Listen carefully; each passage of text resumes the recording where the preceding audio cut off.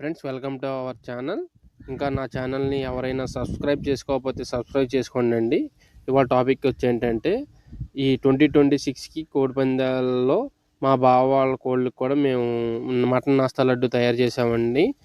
ఏ ఆ మటన్ నాస్తా లడ్డు ఎందుకంటే మన కోళ్ళు బాగా ప్రోటీన్ ఇచ్చి అవి బాగా బాడీలకి వాటి బలాలకి బాగా దెబ్బలాడతాకి ఈ మటన్ నాస్తా లడ్డు అనేది తయారు చేసామండి. ఈ మటన్ నాస్తా లడ్డు ఫస్ట్ మనం ఏం చేయాలంటే మటన్ని బాగా కుక్ చేసుకోవాలండి వాటర్లో.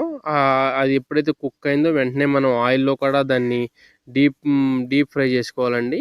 డీప్ ఫ్రై చేసుకున్నాక మనం ఏవైతే ఇంగ్రీడియంట్స్ మనం మటన్ నాస్తా లడ్డూకి వాడతామో అందులో తాటి బెల్లం అనేది మనం క్వాంటిటీ బట్టి వాటర్ తీసుకుని దాన్ని మనం పాకం పట్టుకోవాలండి, గట్టి పాకం వచ్చేదాకా. అది ఎలా తెలుస్తుందంటే మన పాకం అయిందా లేదనేది, మనం ప్లేట్లో కొన్ని వాటర్ తీసుకుని ఆ పాకాన్ని ఆ ప్లేట్లో వేసుకుని వాటర్లో మన చేత్తో మన 2 ఫింగర్స్తో అలా కలుపుతూ ఉంటే అది మనకి రౌండెల్ అవ్వాలండి. అలా రౌండెల్ అయిన తర్వాత మనకు పాకం రెడీ అయిపోయినట్టేనండి. ఆ పాకం రెడీ అవ్వంగానే మనం అంజూరా, కిస్మిస్ ఈ సపరేట్గా మనం పేస్ట్ చేసుకోవాలండి.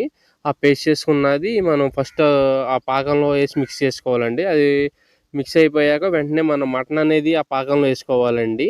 ఆ మటన్ వేసుకుని బాగా మనం పాకంలో బాగా మిక్స్ చేయాలండి. ఆ పాకంలో కూడా ఆ పాకం హీట్లో ఉంటేనే మనకి ఫ్రీగా మిక్స్ అవుతుందండి. అదే హీట్ లేకపోతే అది పాకం అనేది బీసుకుపోతుందండి. సో మనం ఏం చేయాలంటే కింద హీట్ ఉండంగానే మనం మిక్స్ చేసుకోవాలండి.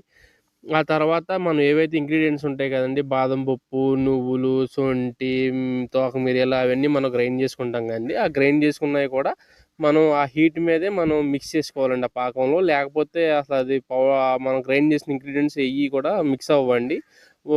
మనం మిక్స్ చేస్తూ ఉండగా ఇంకో పర్సన్ మనకి కొంచెం కొంచెం స్లోగా వేస్తూ ఉంటాడండి. ఆ పౌడర్ అనేది మనం బాగా మిక్స్ చేసుకోవాలి. అలా మిక్స్ చేయగా అదంతా ఒక గట్టిగా తయారవుతుందండి మెటీరియల్ అంతా. దాన్ని అప్పుడు మన చేతికి మన కోడికి ఎంత పెడతాం, సో ఎగ్జాంపుల్గా మనం దాన్ని అలా రౌండ్ చుట్టుకోవాలండి మన చేతికి.